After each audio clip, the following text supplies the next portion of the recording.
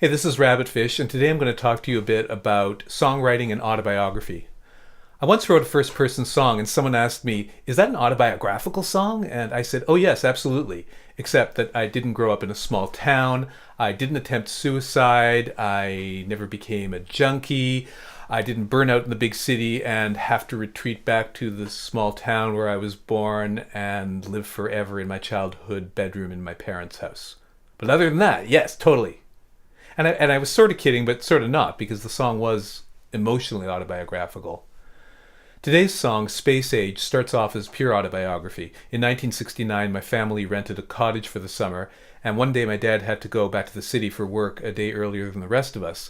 And he asked me, little 6-year-old Jono, did I want to come with him? And then when we were in the city, we could watch the moon landing together.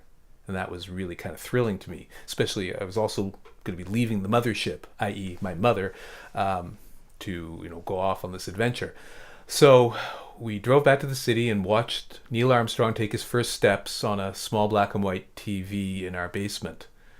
And from there, the song kind of veers away from autobiography. I recast my left-leaning Canadian dad into a patriotic, true-blooded, commie-hating American, and I recast myself as a car-driving, workaday suburbanite towards the end of the song.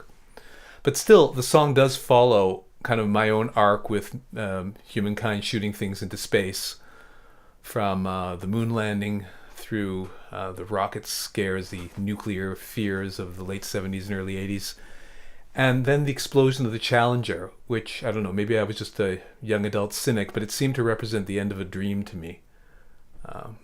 Something about the school teacher who blew up along with that ship before it even had a chance to get into space. So, is the song autobiographical? Yes, as long as you don't do too much fact-checking. Because after all, when they say you should write what you know, I think it's kind of moronic, since what else could you write?